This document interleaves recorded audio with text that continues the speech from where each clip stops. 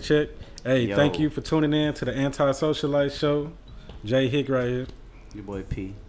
And our guest today is Dr. Shadow.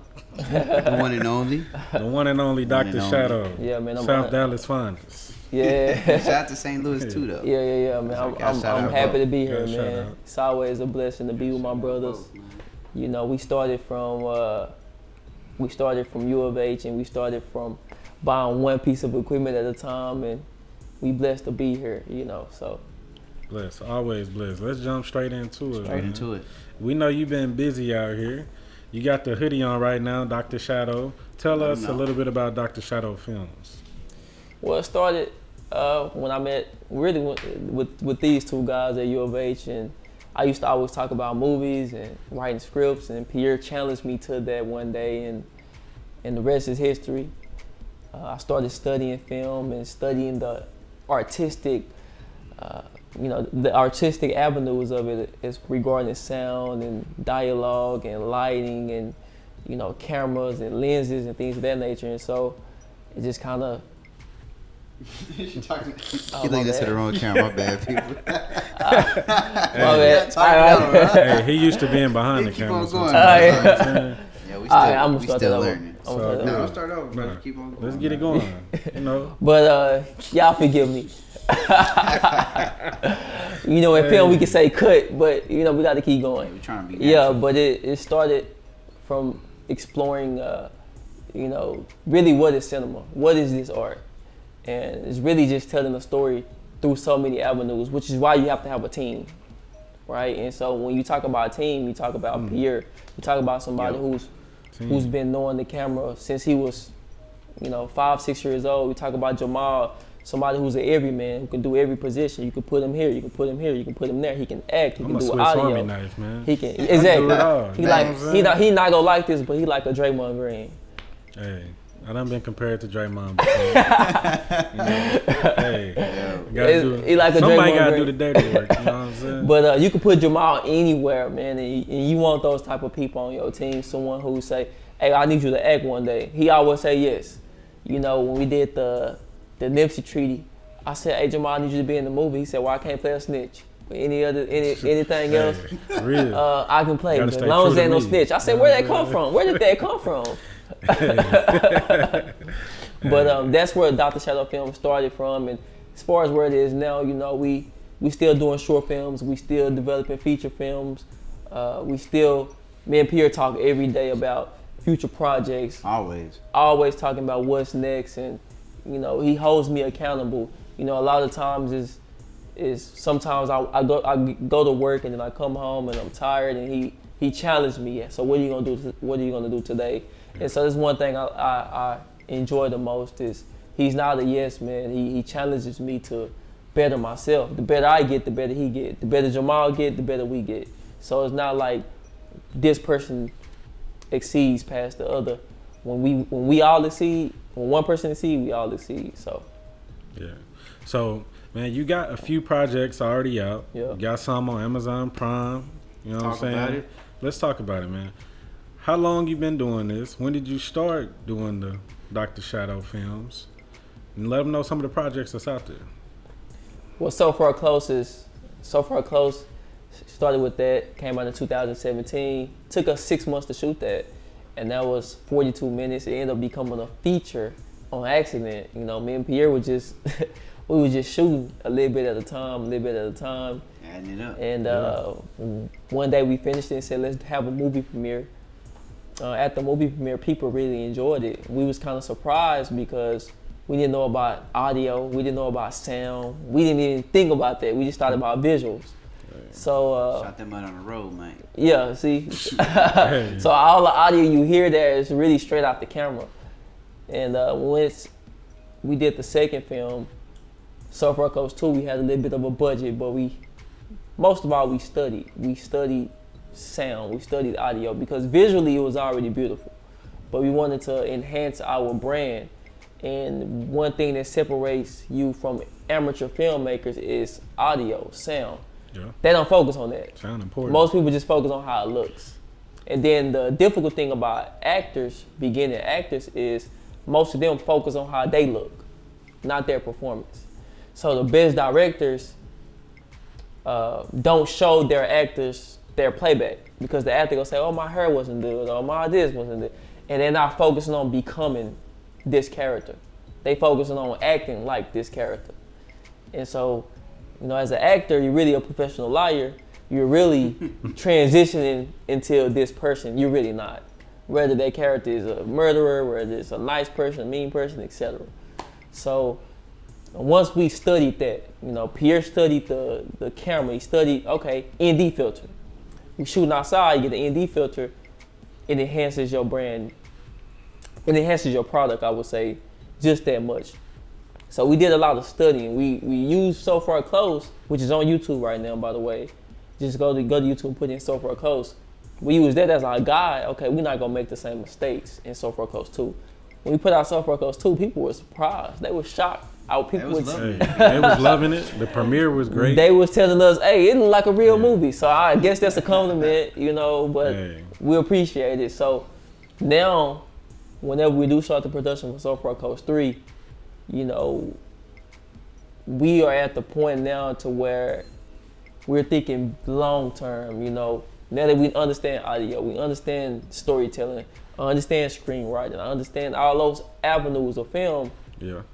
Dr. Shadow Films enhances, 11 Power Films enhances. We all enhance, and so that's pretty much how I started.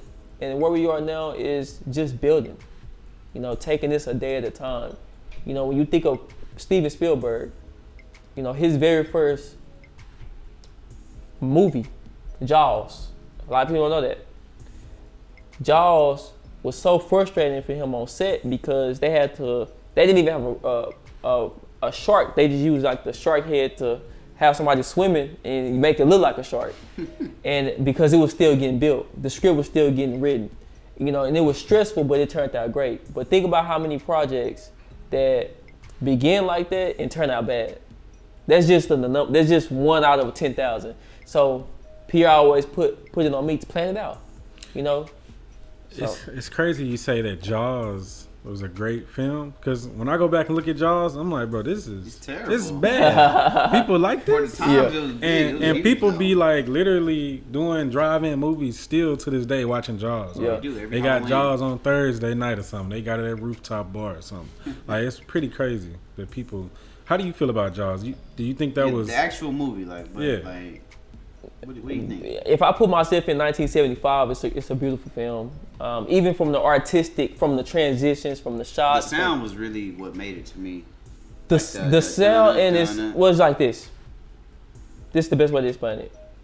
Your parents ever say, "I'm whooping you when you get home," and a lot of times you waiting on that whooping is worse than the whooping itself. Hey. And it's kind of what the movie is really anticipation driven. The anticipation of the shark is more intense than the shark itself. Yep. So that's what. I don't know, man. That's what. My mama. I feel like that's it. My mama might watch this. I ain't gonna say that. Whooping was just as bad. My mama said, "I'm whooping you when you get home." I'm thinking about it. I'm like, "Damn, I'm gonna get a whoop when I get home." I hope she forget. I don't want to go home. My mom was tight. She won't even say nothing. She'll wait till you go to sleep. You think, I didn't got away with it, and start whooping you out your. He trying to get home early. Put on an extra pair of drawers. Hey, but Jaws is a beautiful film. It's not Steven Spielberg's best film, but that's his first film. And I'm saying if somebody sees So Far Close, they'll be like, okay, this is good. This is great. You did that. You really shot that? You really did that? And you have to start somewhere. So you look at where he started and what he become. Yeah. It's the same exact thing. How do you feel about, speaking on the films, how do you feel, because you work with a lot of actors, I can honestly say that you really, I would say inspired a bunch of people to act, and you really gave them their first role if we really, want to get down to the nitty gritty. Yeah. So how is it working with local actors as an independent filmmaker? Like you said, most of the projects we work on, they generally don't have budgets. The most we've ever had is really maybe been $1,000 budget, and that was another feature film. But how do you like working with local actors? Like, what's some of the pros and cons or some of the things that you noticed? Because you worked with I mean, at this point, I would say over 100 actors. Like, and like I say, you're giving a lot of people what would be their first start. The one thing I enjoy about the local actors, especially the ones who just starting out, is they're real hungry. You know, I love being able to, because directing is really a psychological. It's a psychological process. It's less technical. You know, you can study directing, but you can't at the same time, because it's really you pulling something that's inside of that particular actor out. Whether you cut the lights off, it's not one way to do it. So the one thing I do enjoy about working with local actors is their ability to be a sponge, their ability to listen. The one thing I would say I dislike, or I wouldn't say dislike, I would say more of a challenge, is, you know, it's good for certain individuals to be hungry, I guess you could say, but when it gets to a point where they kind of, you know, taking over your set, or, you know, I say not going through the proper protocols, the proper levels. You know, everybody wants to be a star starting off, you know, and a lot of times when I invite you on set, or Pierre invite you on set, you being behind the scenes, we see how you react behind the scenes, and if you handle that accordingly, then we'll give you a role.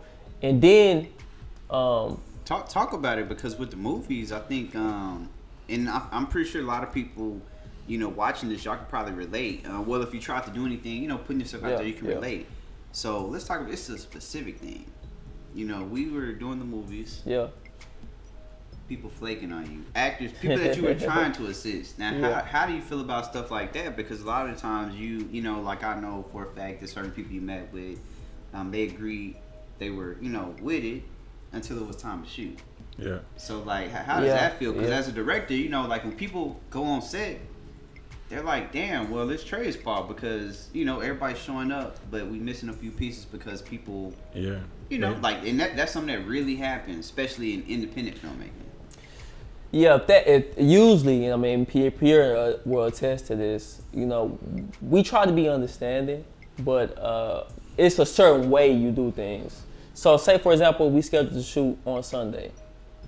I usually confirm with my actors at least 72 hours in advance. That way, if they can't come, I have time to plug certain individuals in or change the script, etc. If you wait, let's say if you wait 24 hours and say, oh, I can't come because I'm sick, I can't come because whatever reason, I would say it's not really a good look. You know, it's almost kind of like disrespect in a way, if I'm being honest. Now, I'm a very forgiving person. It's the best way to be. Gotta be honest. Yeah, but it comes off a little disingenuous. Would you say that's your number one pet peeve? Yeah. For the whole. Yeah. Yeah, I mean, it gets mighty. Yeah, I can't put a product on screen if I have no product on set. So, yeah, that's probably the number one thing. Now, the good thing about us is we're able to improvise, but it's not something that's ideal. So Far Close 2 was a different movie if you read the screenplay. Completely different. It was a different film than what we had to fill in a couple. You know, we had a whole different direction we was going with the film. So if somebody watched the film, be like, why doesn't it flow as well? Yeah, we had you think about the first scene we shot. I ain't gonna even comment on who was there, but you think about the first scene we shot, and then the product that goes on screen. We had to delete all those scenes. Yeah, it was completely unused. So it was a waste of time. Yeah, it ended up being. Yeah. Ended up being a waste of time. Because them clips, we didn't, they spilling. Why do you feel like, okay, so I'm gonna ask you this then. Because a lot of that is due to people, you know, not showing up for whatever reason. Yeah. Personally, you know, you work with so many actors. Why do you feel like what do you feel like the real issue is when it comes to people not showing up when it's time to handle up? Well, I'll speak on a specific incident. We had a date set, and this particular actress said that she couldn't make it. So that was the same weekend, I remember, that me and Pierre I'm talking about, we was working. I'm talking about that whole weekend. We ain't get no sleep. We had the movie premiere on, I think we got the movie premiere on that Friday. I think we had the Charlo fight on that Saturday. That was a loud one. And we stayed up late and we was up the entire day, didn't get no sleep, and we didn't really feel like shooting. I'll be honest. We'd rather sleep, but we realized that, hey, we made a commitment to our actors, you know, so let's do it. And when the young lady pulled out, you know, it kind of, I mean, they postponed the shoot almost 3 months after that, I believe.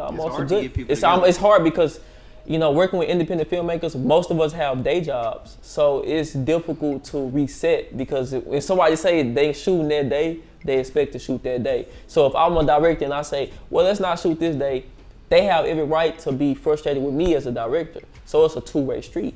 If I make a commitment to something, you know, keeping your word is important, man. Yeah, and that's something that I struggle with. You know, when I first got into the industry, I struggled with it as well. And with Pierre and with Jamal, helping keeping me on track, you know, holding me accountable, I'll say that.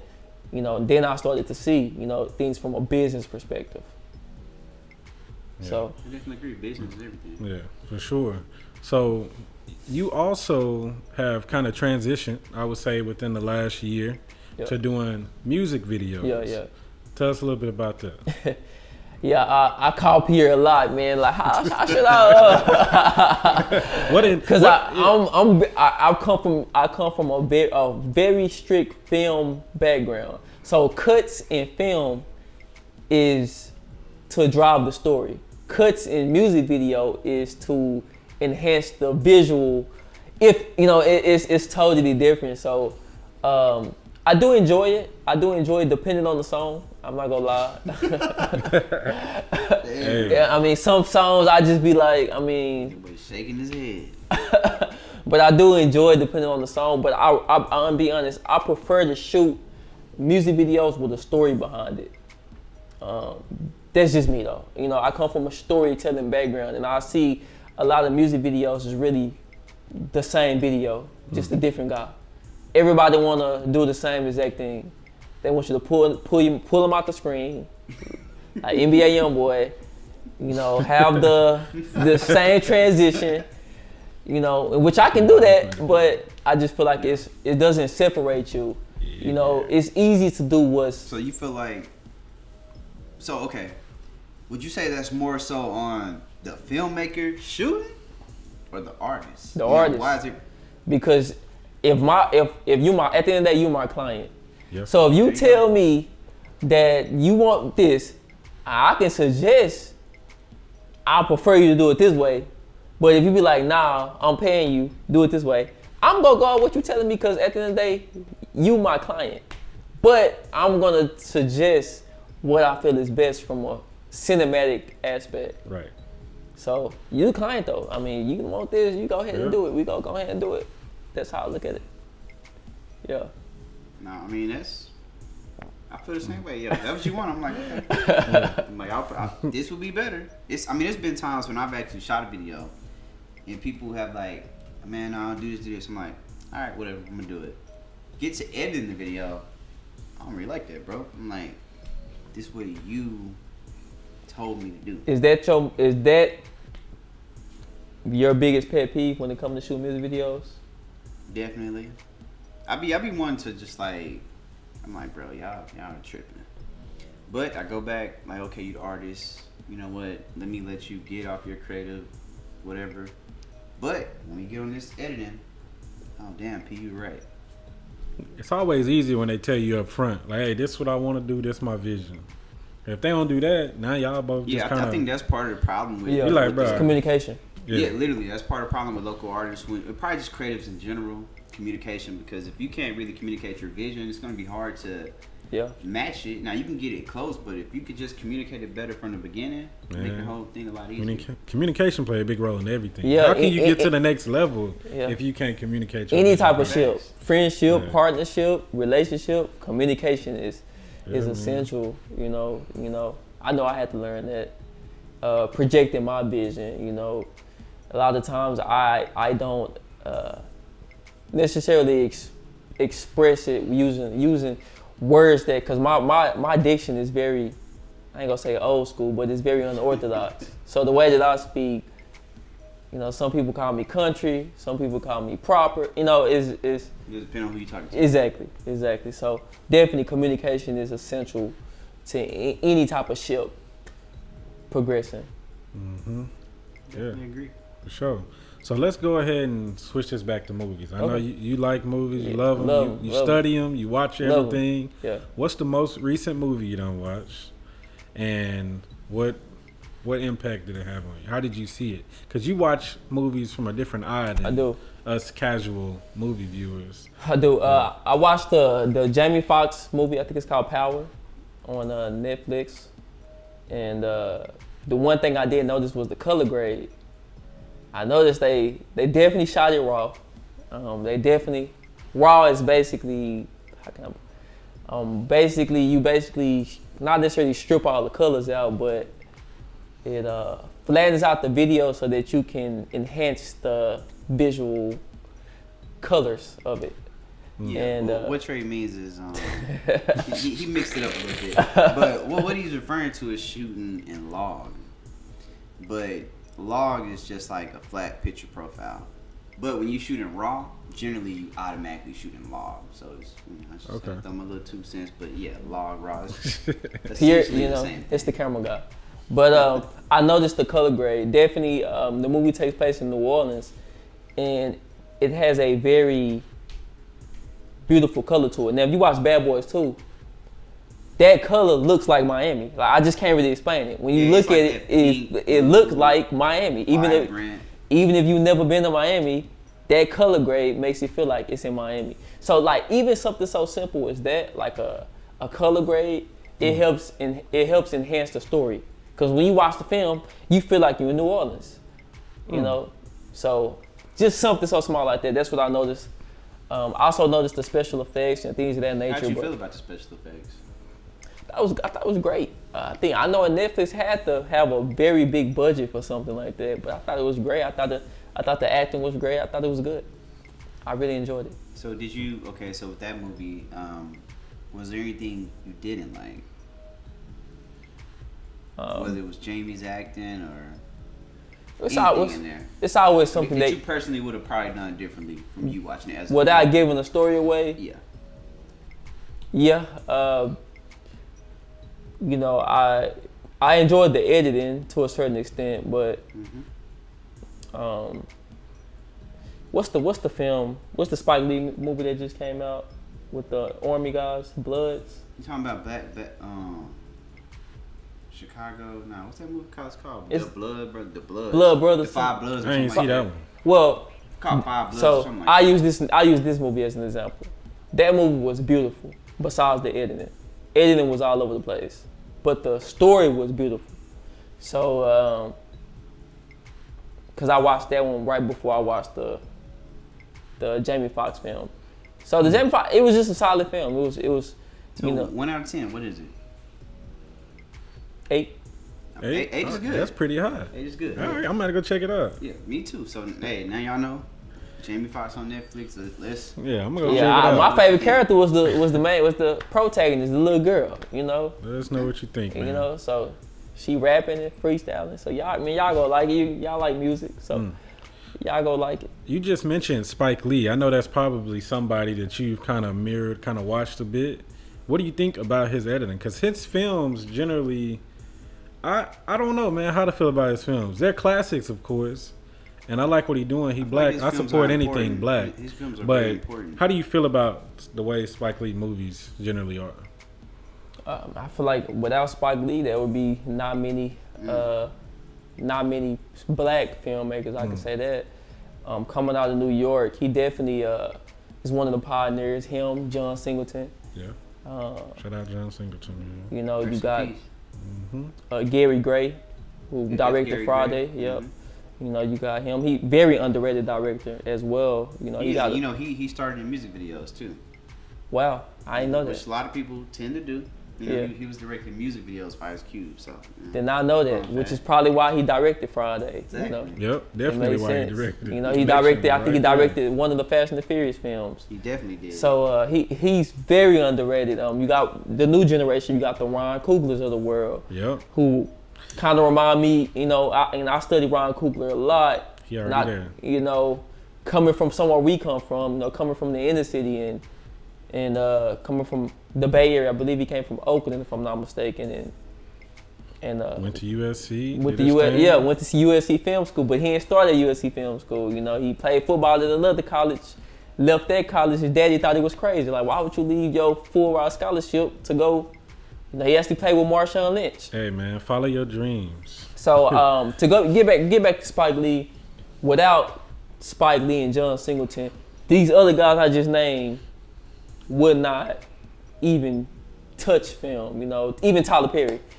Like, none of these guys would be where they are now if Spike Lee didn't pave the way. He even created his own genre called colorism. So his films, Do the Right Thing is probably his best film. And then Malcolm X is probably number 2. But without Spike Lee paving the way for us in this industry, none of us would be here. So, shout out to Spike Lee. Definitely. Yeah. I definitely can agree with that. I mean, he definitely paved the way. One of the first to pop out. Had his daddy scoring films. Yeah. It was just a whole family affair. And, they coming out of New York. It might be Bed-Stuy if I'm not mistaken. But, just coming out of that whole wave and the way he implemented, the culture into his movies. Like, he's a big fan of Michael Jordan. Big music fan. Like, he was able to really mesh the worlds. And I feel like that's one of the things that, film was really missing. Took somebody like us to come in, bridge the gap, merge it a little bit. Yeah, he was able to do that, and he also was able to do a lot of commercials too, man. Yeah. And that's what he really he merged a lot of commercials, like not only just music, but with sports as well, man. Them commercials merged together. Lil Penny, like he has a lot of big commercial campaigns. Penny, he had that was huge. Right there, I can't think of his damn name. Mars, whatever. Oh yeah, Mars Blackman. Yeah, Mars Blackman. Yeah, that's a whole. He really did it, man. He's put on a lot of actors and actresses too, black actors. Yeah, and actresses. Movie too. Yeah. Martin, Gina. Well, gotta shout them out. Very underrated film I want y'all to go watch is He Got Game. Yeah, I love that. That's Ray Allen, right? Mm-hmm. Okay, yeah. Hey, very beautiful. I love that movie. And speaking of that, because Denzel in that, I wanted to touch on his son, John David Washington. I wanted to touch on him today. So let's talk about John David Washington. You good? Come on, man. Gotta put my mask on, man. Yeah, hold on. Let me scoot over. Watch out. Nah, I just need some water, bro. Hey, man. Don't do that. Watch out. I'll be back, y'all. I'm doing it with the mask on the rest of the show. Yo. Nah, you good? Yeah, I'm good. All right, man. You sure? I'm positive. Your eyes turning red, man. I know. My eyes always turn red after a certain time. These are symptoms. All right. Back to it, though, man. Denzel, He Got Game. Great actor. One of the best to ever do it. His son, John David Washington. Talk about it. Do you feel like how much pressure do you feel like he was really under? I mean, he mentioned that he didn't use his dad's last name for most of his interviews and I guess coming up within the industry. How much pressure do you think he was under? Well, I would say he's like 35 right now, 36. So he's in his mid 30s. I know that he wasn't given, like, he didn't have like a carpet laid out. Kind of he did, but he didn't at the same time. He had to earn his spot. I respect him. I like him. I watched my first time seeing him. I seen him in Ballers, but my first time seeing him was Black Klansman. He was magnificent. I mean, the acting was great. I like him though. I can't wait to see Tenet. I know it got pushed back 3, 4, 5, 6, 7, 8, 9, 10 times this year due to COVID, but Tenet is a Christopher Nolan film. If you don't know Christopher Nolan, he did the Dark Knight Rises and the Dark Knight, which is the Dark Knight is probably one of the greatest films. So you need to tell me, I'm gonna watch it. The Batman Begins as well. He also did Inception, which it's a rumor that this is a sequel to Inception. It's just a rumor though in the film world. We'll see. Hey man. So I'm anticipating. I mean, and Christopher Nolan has never had a African American be the main protagonist in none of his films. I know Michael Jai White was in The Dark Knight, but it's not many. Like I know Morgan Freeman was in The Dark Knight as well, but it's not many. Yeah, so Morgan had the bigger role. Yeah. So I'm excited to see.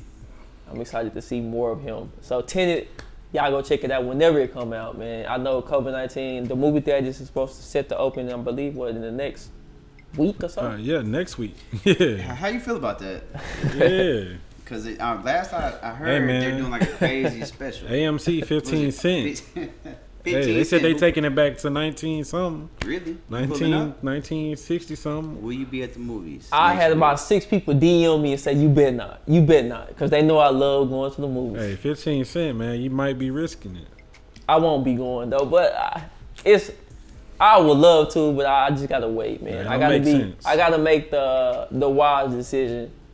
Yeah. I do miss the movie theaters though. I personally go to Edwards. They open it on the 21st. I get the emails all the time, but hey man, I would just wait it out, man. Right now, I would just wait it out. But I think they're kind of jumping the gun right now. I personally think they should have shut down. This coming from somebody who loves going to the movies. They should shut it down for the rest of the year, in my opinion. Easy. There's no vaccine. Like, I'm not going to the movie theater. That's the last place I thought about. You're not sitting on the road by yourself? 15 cents, as enticing as it is, it still ain't safe. I mean, they talking about putting 2 seats between. I mean, I don't know. 15 cents though. They need 5 seats between somebody. I'm just on safe side. 15 cents, man. But they just let you know that the world prioritizes finances over health. Yeah. You know, Texas open quick. Look at our numbers. Shout up. Hey. Yeah. So everybody, look at Miami. Be careful with the movies. You know, as much as I love going to the movies, please be careful and be wise, and remember that you're not only looking out for your health, but your loved ones as well, people you're around as well. I know a lot of people just disregard it, you know. So that's how I feel about it. I feel like safety over entertainment at this point. I mean, 2020, it's kind of like our entertainment has been shaken up. You know, football, you know, college football is gone. Basketball is here, but it's not the same. And it's still good though. I'm watching. It is. I wasn't one that was going to the games, guys. I can't afford those things, but I was watching on TV. I still get to watch it on TV. I'm enjoying basketball. We're gonna talk about that later, though. Okay. What I am interested in is what right now. We just got done talking about movies. Who's your top 5 black actors or actresses, young ones that's out right now? Young ones. I don't even watch a lot of the young ones. Our age group, a little younger, like nothing too crazy. I'm gonna do all time. All time? Yeah, I'm gonna do all time. Top five is definitely Lawrence Fishburne. He in my top 5. Okay, legend. Definitely enjoyed him in Boys in the Hood, which is where I got my first name, Trey, from. True story. Definitely enjoyed him in Boys in the Hood. There was this movie called King of New York, The Matrix. Hey. Akil and the Bee. Yeah, he's a legend. John Wick. You know, he's John Wick 2, sorry. He's been in a lot of, he has a wide range. He played Perry on Man of Steel and Superman. Mm-hmm. So Lawrence Fishburne is definitely top 5. Forrest Whitaker, definitely top 5. The way he's able to transition himself, you know, we call it a chameleon in film. So he's a chameleon. You know, he can play almost any role. You have Denzel Washington, of course, someone who's iconic in his own right. I feel like he's a pioneer. The Equalizer. He's up there for sure. You know, Training Day, who ad-libbed the whole scene to get the Academy Award. He got game, man. You know, he got game, man. He was beautiful in that, man. There's plenty. The devil in the blue dress. A lot of people ain't never seen the devil in the blue dress. Denzel was beautiful in that film. John Q. You know, coming from somebody who didn't have insurance, you know, and he had to do this to keep his son. They gonna let his son die. Man on Fire. Hey, he got plenty. I mean, I can just keep going. The Great Debaters. I can just keep going and going and going. So we got Denzel, and then number 4 will probably be. We're talking about black actors. Y'all got me with that one. Man, you don't like Sidney Poitier? Female actress. Who you got? Yeah, Sidney Poitier. Sidney Poitier during this time, he was great. He was beautiful. I mean, my favorite film from Sidney Poitier was, what's the movie? Guess Who? The original Guess Who? See, I gotta go back and watch. Sidney Poitier was in the original Guess Who? I think it's Sidney Poitier was in a lot of movies. Something like that. He was the main dude. He was the guy. He was the guy. Yeah. He was the guy. Yeah.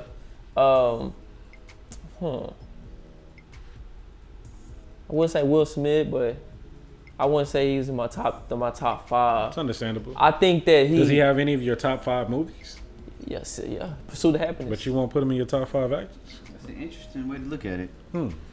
Nah. It's okay. Why isn't he in the top 5? Because a lot of people would disagree and say that he deserves to be in the top 5. Well, I will say I respect him because he exceeded. Coming from the Fresh Prince, you would never see him. You would never expect him to be in the Pursuit of Happiness. You would never expect him to be in the 7 Pounds. He has range. So exactly. So he exceeded expectations, but I don't seek him. I seek him out because his movies is blockbuster sellers. But I Am Legend. Yes, his movies make money. Been a lot better, but I mean that was a very impactful movie. I thought I Am Legend was impactful. How did you get that? No, I don't know about impact. I feel like it had The Pursuit of Happiness was impactful. Pursuit of Happiness was good. Ali was 7 impactful. Pounds. He said I Am Legend. I don't know about that one, y'all. 7 Pounds. Y'all tripping. I Am Legend was hard. How was it? It was a really good movie, bro. Though? I felt like just him being alone. Oh, okay. You mean I get what you're saying. The movie wasn't necessarily impactful to the public, but his performance, really just being the only dude in the movie, pretty much the whole movie, I give him that. I don't know if any actor, like, there's probably a couple of actors that may be able to do that, but I feel like that was mostly the actor, not just the director. Yeah, no, how do you feel about that? It was only him. Yeah, I see what you're saying. Like, do you feel like his performance was good, bro? Bro, it was great. Yeah, it was. To be by himself, solo. The whole time? It's like Castaway. And he had so many different emotions. It's like Castaway. He displayed so many different emotions. How could you not go completely crazy there? And somehow I don't know, he did it. Yeah, I see what you're saying. I mean, then you look at it from their perspective, then it is impactful. Yeah, but Pursuit of Happiness, definitely a great movie. Well, that's his best movie. 7 Pounds was good. Those are his 2 best movies in my opinion. Ali's probably Ali was a great movie because of the performance was great and just because of what it meant. Yeah. Like, what it meant for the culture. Yeah. Number 4 top 5 black actor I would say is Wesley Snipes. Wesley Snipes. Oh, that's my guy. Yeah, I would say Wesley Snipes just because, 2002 Wesley Snipes, if you ever seen this movie called Undisputed 2, I believe it's Undisputed. It's either Undisputed or Undisputed 2. But in Undisputed, Wesley Snipes played this boxer who was in prison for the rest of his life. And it's this guy named Bing Rames, who played in Baby Boy. He is based off of Mike Tyson when he went to prison. He out there too. It's rumors that Mike Tyson went to prison because he did 5 years in the penitentiary. It's rumors that he fought somebody in there and they beat him up, like in a boxing match. And that's what the movie's based off of. Very beautiful, very underrated film. It's called Undisputed. And when I see that film, I really respected Wesley as an actor. Of course, Blade. Blade 1, Blade 2. I don't like that he's not playing this Blade. Especially since Harrison Ford is 70-something years old and still playing Indiana Jones. They didn't replace him. That's crazy. But now y'all want to replace Wesley Snipes and he's still in shape. You know what that's about, man. Yeah, I like Mahershala Ali, but it's... He did good in that Dolomite movie, too. Exactly. He did awesome. He did real good. Dolomite was actually solid. Shout out to Eddie. Yeah, that was a solid movie. I enjoyed Dolomite. Speaking of Eddie Murphy, I love Eddie Murphy. You put him up there? He ain't putting him in his top 5. I don't know about top 5 actors. Top 5 comedians. Top 2 comedians. Come on, Dr. Shadow. But top 5, he did it. You think so? He did it. He was running the show for a minute. For a nice minute. You don't gotta tell me hard. I couldn't cut the TV on without seeing Eddie Murphy. In my childhood, he started doing child movies. Yeah, I mean, that's crazy when you think about Dr. Dolittle. Like, he was doing it. Nutty Professor. Yeah. Come on, man. But I enjoy it. But I'm probably number 5. He was cleaning up like that before Tyler Perry started cleaning up. Y'all really trying to push my hand, y'all. I ain't trying to push you. Robert Townsend, is that who you're gonna go with? That's throwback right there. No, Robert Townsend was Tyler Perry before Tyler Perry. He actually had his own studio. in LA, but an earthquake shattered it. Wow. So Robert Townsend, go look at the Faison Love interview on Black TV. He talked about Robert Townsend's impact as a black filmmaker. He put a lot of people on too. He did, man. Robert Townsend, I mean, people just think about the 5 Heartbeats. He did way more than that, man. Way more. I guess I'll go with Robert Townsend. Okay. Yeah. All right. Yeah. All right. Yeah. That's a pretty solid top 5, I would say. It's not a lot of current, a lot of old school in there, because some of those people you named still active. So. Yeah. I mean, I just always enjoyed Forrest Whitaker. I mean, even in The Great Debaters, he's good. When I watched it when I was in, he's a great domestic actor. He complements the film well. So I enjoy watching Forrest Whitaker a lot.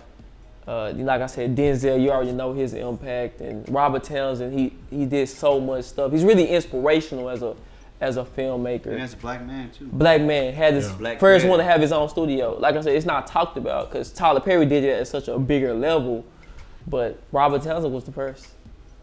Yeah, he was the first. Sure. Yeah. Man, I want to touch on sports a little bit. Okay. So, me and Pierre know, but the world don't know. You're a big fan of boxing. Yeah. You actually have, a playlist on your YouTube. You got some boxing to where you've been doing boxing videos. Yeah. You get in the gym every now and then. You know what I mean? I need to get back in there. So, with boxing, first of all, what made you like boxing the way you do? And then I want to touch on some of these fights that just happened this weekend because it was some good ones. Well, when I was in elementary school, I used to play chess. So I was originally in band. Shout out to Miss Pizarro. She was my band teacher. She was from Jamaica. She had a strong Jamaican accent, and I was super bad in her class. And I enjoyed band a little bit because I played the trumpet, but I didn't at the same time. And then once our chess teacher came, Mr. Wilson, Mr. Richardson, excuse me, not Mr. Wilson, but his initials was W-A-R, War. He used to always tell us that. I wanted to join chess club. So I joined chess club and I really enjoyed it. Okay, and so I've never won first place or anything like that in my life. So when I joined chess club, it was this guy named Chris Reed and another guy named Charles Berry. They were cousins. They were the 2 best chess players there. To this day, I play Charles Berry, I've never beat him. But Chris Reed was looked at as like 1A, Charles Berry was looked at 1B. But they was cousins, they would always beat each other. So, and this all is connected to boxing. I know this is gonna be a weird story. So, we had this chess competition and we used to go to a UNT on Saturdays. So I was super excited. So the first time we went, I think I got like 4th place or something like that. Well, the second time we went, it was this other chess player. He was from Oak Cliff. He was from, forgot what elementary school he was at, but he was looked at as like #1 chess player in the whole state of Texas.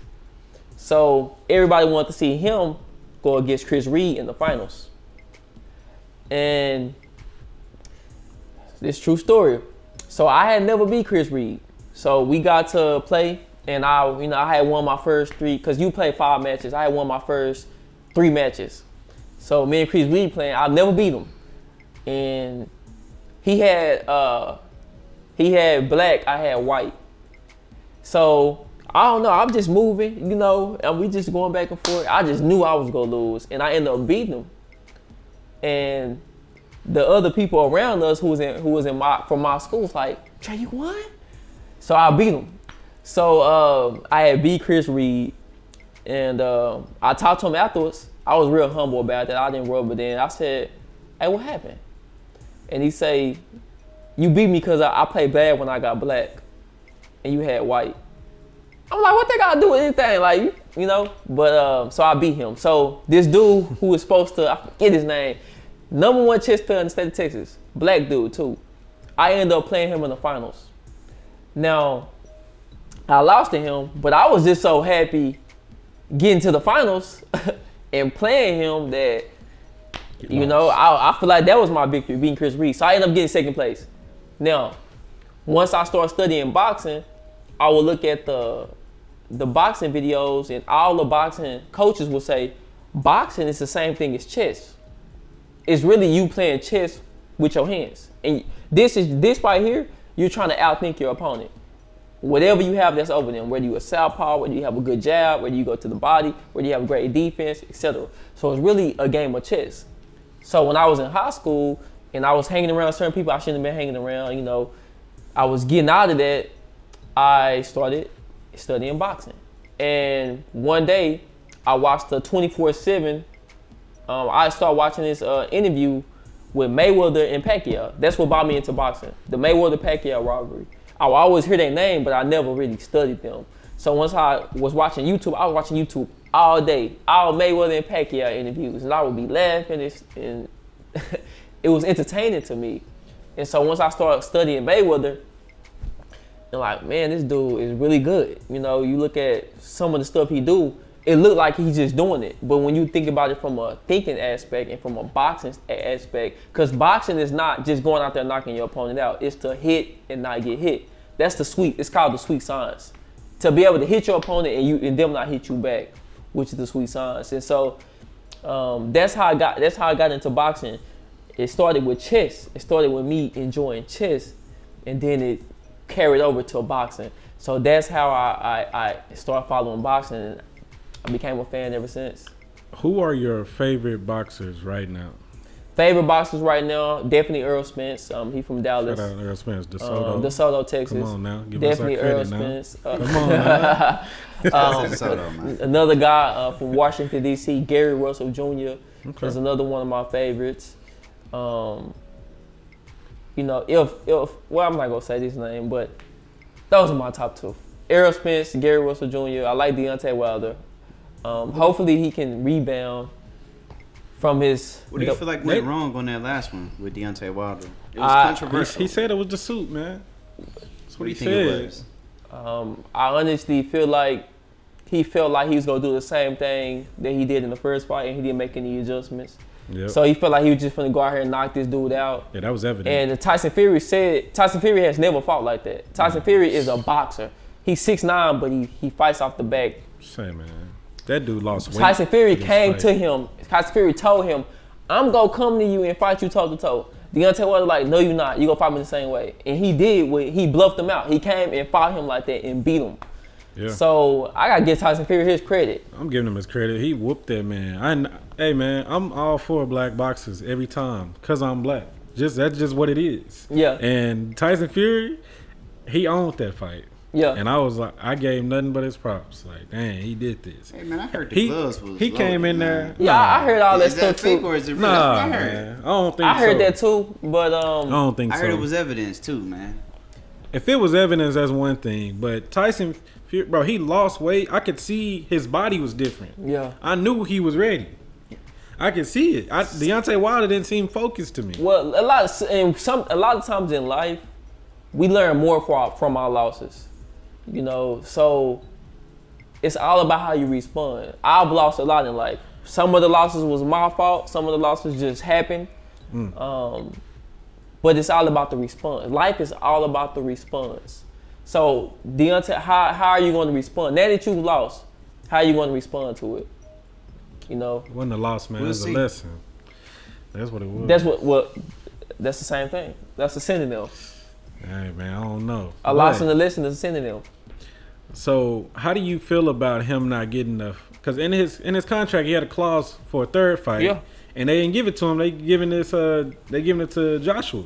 Well, how do you feel about that? It's ongoing negotiations. If Deontay Wilder elects to accept the step aside money and let Anthony Joshua fight Tyson Fury,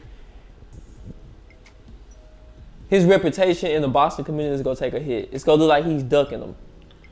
And the one thing you don't want to look at in boxing is a ducker. The only person that was looked at as a ducker and still had fans was Mayweather. They thought Mayweather was ducking Manny Pacquiao for years. He ducked him for years till he wasn't good no more. Well, they thought they called him a ducker, but the thing about Mayweather is he became a villain. And ducker. If people hate you, they gonna pay to see you lose. So they still was paying. So that's why Mayweather was able to get away with it. Nobody else can get away with it. He was ducking. Nobody. That's the only thing I don't like about Mayweather, and that's why he can never be in my top 5. Anybody running from fights, I can't I can't. But he fought them though. He never fought people when they was at their prime. He ducked, bro. Look at people like Ali and them, bro. They fought. Look at Tyson. They fought people at their peak. And it was several people that was at their peak, and a loss is a loss. They get back in that ring and they fighting again. Mike Tyson dug George Foreman. George Foreman was 40 plus years old. He wanted no parts of George Foreman. That's different. You know. He still fought him though. I don't think he fought George Foreman. No, he didn't. He didn't. No, Wait. He fought. Nah, Mike Tyson did not fight he George didn't. Foreman. He didn't want to fight him. He didn't fight him, but like you said, the age gap was huge there. Mike Tyson was in his 20s. No. He's supposed to get. Bro. Let me see. George Foreman was 40 plus years old. Wanted to fight Mike Tyson. Mike Tyson talked weird, and like he was scared of a 40 plus year old man. So I said it to say, some of your favorite fighters have ducked people. Even Sugar Ray Robinson, he ducked Charlie Burley. Mayweather ducked people for 10 years. Okay, who he ducked? He ducked everybody. Give me the name. Everybody. Give me the name. I can't give names of everybody, bro. How long has Mayweather been boxing prime time? They say he ducked Pacquiao. He fought him.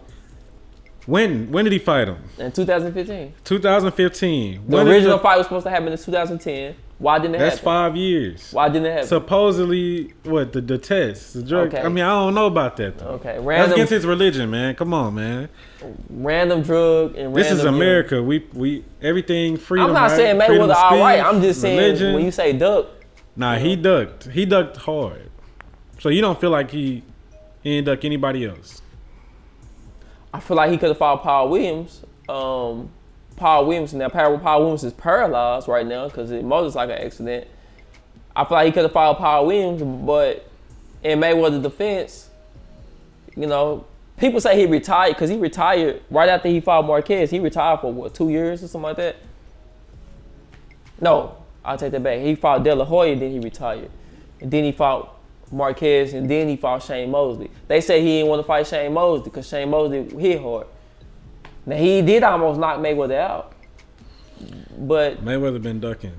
And then he started playing and disrespecting the game of boxing when he fought Conor McGregor. That's a whole nother story. We don't got no time for that. But I agree with you. He fighting Conor McGregor, but he don't want to fight none of the young bucks. What's up with that?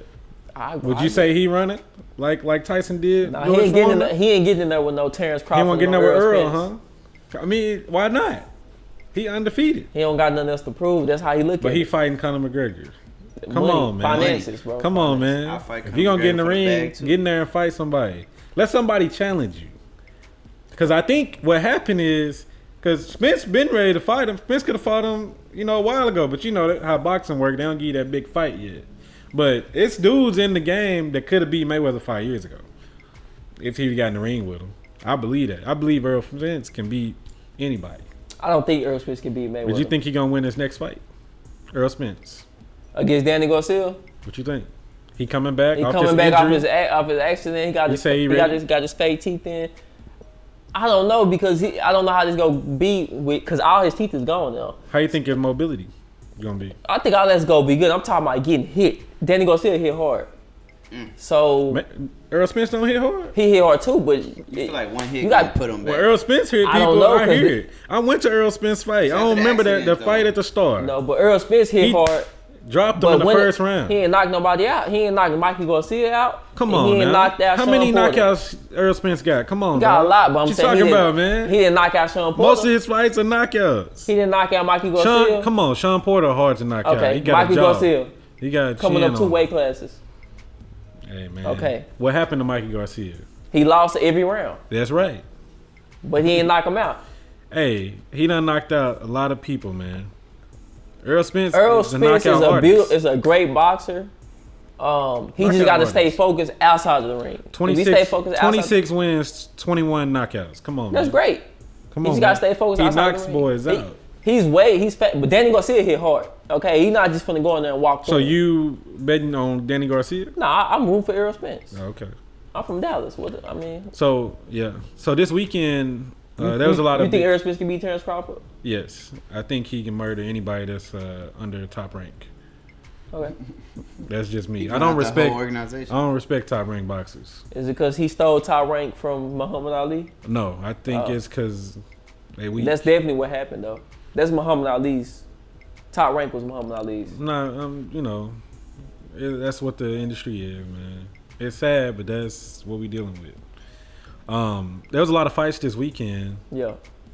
What'd you think? What'd you think about Benavidez missing his weight? Well, he's 23. Losing his belt for the second time in his career. Maybe his third. I don't know. I think it's the second. No, it's the second hit because his brother. What do you think about that? Him and his brother, they from Arizona. They from a very rough part of Arizona. I think the first time he lost it from doing cocaine, doing drugs. About drugs on this show. Yeah. That's what he did. And then the second, he wasn't even 21 yet when that happened. And then this time he did it because so if you look at pictures of Benavidez, he used to be almost 300 pounds. Dang. I don't know if you knew that. That's crazy. So he cut a lot of weight. So he missed weight. He was undisciplined, but I think he'd be fine, man. He's a heck of a fighter. He lost his belt. He did, but he lost it. This is second. He lost it before and got it back. I'm sure he'd get it back. But you know, as a boxer, as somebody that looks at boxing, don't you feel that you want people to appreciate the belt? Like, how do you feel about that? Is that a disrespect thing? Like you losing your belt due to weight by 3 pounds? It is. It is. It's definitely a disrespect to the sport. Mostly a disrespect to your opponent because they have to suffer and get down to that weight. You should have to suffer and get down to that weight too. It is. It's an integrity thing. It's just like in baseball, wearing your hat to the back. Wearing your hat backwards is considered disrespectful. When I played baseball all 4 years in high school, they always say, don't turn your head to the back. It's disrespectful, unless you was a catcher. Yeah. So it's a kind of the same thing where it's like respecting the purity of the sport. It's kind of hard to say purity of a sport if you hit each other, but getting down, I think he was at 171, so 3 pounds is a lot to miss your weight. I mean, you ain't even really try. So hopefully him and his brother stay focused. Like I said, him and his brother fought Terrence Crawford, almost beat him. They have to stay focused outside of the ring. Earl Spence stay focused outside of the ring. They stay focused outside of the ring. Can't nobody beat them in the ring. You know, the root and the branch is two different things. Yeah. The root is what you doing when nobody sees you. That's anything. That's in film. That's in music videos. Pierre always studying. 24/7, really. So that's the root. The root is what nobody else see. Nobody else can see what you doing at 3, 4, 5 o'clock in the morning. Nobody else can see you praying at night. Nobody else can see you getting advice from your mentors. Nobody else see that. Nobody else see if you don't feel like running one day and you're like, I'm gonna still go run. Nobody see that. Nobody see when you gotta force yourself there. That's the root. And then you got the branch. You got the fruit. You got what grows. You got that. That's what everybody see. You know, so we would know what you did in the root. We would know what you did behind closed doors by looking at your fruit. So, and that's anything in life. So if they can stay focused outside of the ring, can't nobody beat them inside of the ring but they self. Yeah. I'm having fun, y'all. I really am. Yeah. Yes, sir. Yeah, man. I know the NBA is about to start tomorrow, actually. Playoffs. Playoffs, yeah. Playoffs, Jamal is a very big basketball fan. Ever since I met him, how do you see some of these series? I mean, I know we kind of touched on OKC and the Rockets. How do you see that series going? OKC and the Rockets, man. It really just depend on who's gonna be healthy. That at this part of the season, that's what it's all about. Who's gonna be there when it matters most? Playoffs is when it matters most. You got players that are used to not showing up in the playoffs. James Harden is one of them. Yeah. He don't show up in the playoffs, man. I know I live in Houston, but not a fan. He don't show up. You got Russ, who's a dog, but I think he coming off a little injury. Eric Gordon is injured. He may be back. They bench not deep. They don't have a big man. I'm gonna pick OKC. I'm picking OKC. I agree with you. I'm picking OKC, man. I don't think there's any competition there. The biggest series though is gonna be Lakers and Portland. What you think? I got Portland. Really? Yeah. Yeah, I got Portland in 7. Why do you think Portland in 7?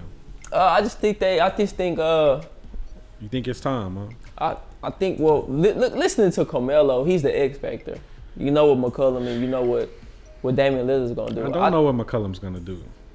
Nah, he gonna give you 20 a night. He might. So he might. He helped. He definitely was the reason they made it this far. Yeah, they did. In this last game, they wouldn't have won this game without him. But at the same time, Memphis also didn't have 2 good players playing.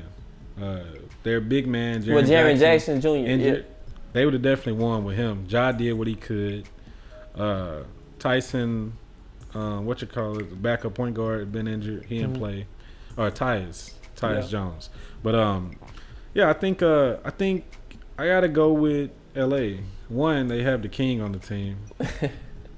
If LeBron hadn't done anything, he's shown you that he can take anybody to the finals, and he will. He'll be one of the first people to do this, win the 3rd ring with a 3rd team, and he's going to be one of the primary reasons to do it. I think that Portland is good. Damian Lillard, man, he a beast. I like Damian Lillard. Yeah. At the end of the day, I know who the king is. His name is James, and he gonna do his thing. So yeah, I gotta go with LA on that one. Mavericks or Clippers? You know, part of me want to pick Dallas, but Dallas is too inconsistent right now. Well, they just don't know how to close. And that Mavericks is my favorite team. I just don't like the way too Dallas. Inconsistent right now. I don't like the way Dallas close games. Luka gets tired in the 4th. It's not even. I don't even think it's Luke. It's Porzingis. Porzingis don't know how to use his height. Porzingis been balling, man. He needs to get back to the paint. I think shooting jump shots is good, but you 7'3". He cold. Porzingis he actually been playing good these last 8 games. I think it's gonna be a close series. I don't think it's gonna be as easy as people think. I'm just gonna say that. I'm gonna say Clippers just because they got Kawhi over there. Paul George don't show up in the playoffs either. Everybody know that. So. You know, in the playoffs, they call him George Paul. So, wrong. I don't think he coming. I don't know if he gonna show up, man. That's it. So Mavericks got a chance, but I think the Clippers are gonna win that one. Okay. Well, I'm but who's your finals pick though? Let's talk about that. Clearly, it's not the Lakers and nobody. So who's your final picks? West and East. Who playing each other? West and East. I want to say Milwaukee, but nah, you ain't got Milwaukee, man. Giannis headbutting people. Come on, man. You ain't got Milwaukee. How you gonna tell me I don't got Milwaukee? You got them winning in the East? No, hey, I'm gonna put it this way. Don't say Boston. Toronto's the best team in the East, and they're the disputing champions. Boston is about to lose to who? To Indiana in the 1st round. Sleep. Indiana's gonna beat them. No, sir. Okay. I actually had Boston coming out of the East and LA coming out of West like old times. But Toronto is the best team in the East, and they have to play Boston in the 2nd round. That's why I'm conflicted. But I do think whoever wins that game will beat Milwaukee. I got Milwaukee, and then I can't pick Milwaukee. I don't know why. I don't see why not. I can't. Milwaukee, let me tell you why. I watched them play the Mavs. Mavs won. 5 seconds left. 5.5 seconds left. Milwaukee had the ball. They could have won the game. They didn't have nobody to pass it to. They needed 3 points. Who's going to get it? Giannis can't get it. Eric Bledsoe. Chris Middleton can't get it. Eric Bledsoe wasn't playing because he keep getting in trouble. He show up late to the bubble because he want to party. So, I don't know, man. I can't. They don't have a closer on Milwaukee. They got Kyle Korver. He can shoot. They don't have a closer in Milwaukee. You have to have a star close the games, or you have to have a star that can get it to somebody for an open shot. Milwaukee doesn't have that. They don't have a star that can score outside of the paint. Nobody. Well, I'm gonna go with Can't pick them to win the finals. I can't pick them to go to the finals. I'm gonna go with Milwaukee, and then I'm gonna go with a surprise in the West. Portland. I know I'm gonna go with Portland. Okay. Yeah, I can see that, but the only problem is they gotta play Lakers in the 1st round. If they didn't play the Lakers, I think Portland could do something. You haven't realized that he's a big LeBron James fan. Well, not only am I a LeBron James fan, you got to think about this. The Lakers are the number one team in the West for a reason. They earned it. Portland got in because the NBA decided to let them in. If we being honest, that's what it is. They wasn't going to do these 8 games. Portland wasn't even going to be invited back to the bubble. But Damian Lillard and Chris Paul, whoever, all them part of that, they made it to where everybody could have a good chance. And so they gave them a chance. And I respect it. They gave them a chance. And they earned it. They got in there. And if Portland played Milwaukee, I got Portland beating them. Oh, yeah, easy. Whoever wins the West is winning the championship this year. It's not even a question. Yeah, Toronto don't got nobody to close the game either. Nobody. I like Siakam, but he just like Giannis. Nah, they got some ballers over there. Who they got to close the game? Van Kyle Fleet? Lowry? Van Fleet? Kyle Lowry? Van Fleet. I like Siakam? Van Fleet, but he inconsistent. Come on, man. Come on, dog. I like These Van are the Fleet. reigning NBA champions. Yeah, what we talking about? Kawhi Leonard gone. He is gone. Y'all crazy. You tripping, man. No way they been with Milwaukee. All I'm saying is, I bet they beat Milwaukee. They the same team. We'll be back on here talking about it. Milwaukee just better at it. But they'll beat them. Yeah. Easily. But, how do you feel about the NBA? Because, of course, coronavirus is going on. Yeah. The NBA has shown that they were ahead of the game and thinking this foresight. There's also less people in the NBA. It is. Way less. It's less people because they've made it less people. The teams, of course, are smaller than any other sport, really. So they've done that, but they've done it. Nobody's gotten it. It's secure. They found a location. Mm-hmm. The owners had the mind to say, okay, we're gonna do this. Everybody bought in. The NFL has yet to do that. Baseball hasn't done it. There's been failure. Baseball has failed. Mm-hmm. So, what do you think about that? Like the NBA doing that? I give them kudos for that. We have 3 Rice basketball players that's here, and I talked to them, and we have 3 TSU female basketball players that's here as well, and I talked to them about that, and I heard that the NCAA is trying to do a bubble as well. That's interesting. It's not gonna work, but that's interesting. Well, I don't think it's gonna work for you. It's hard to be a student. I don't think it's gonna. I mean, you can't be a student unless you're online. Yeah, and it's. My brother just got sent home from his college. Oh wow! First week of school, they tested all the student athletes. They got them there first. I think that's gonna be. We're gonna go ahead and wrap it up. Yeah. Thank you guys for tuning in this week. Tune in. Let us know. Hey. Let us know if we should bring Trey back, aka Dr. Shadow, and also, we'll add that next time. Let us know if we should bring Trey back. Hey man, I'm happy to be here. Definitely enjoyed myself. Was a blessing. It's always good to be with my brothers, and y'all be blessed. And we're gonna do our best to bring great films, great music videos, great content in general, great podcasts. So we're gonna do our best to keep progressing and inspiring you all. So y'all have a blessed night. Vibes.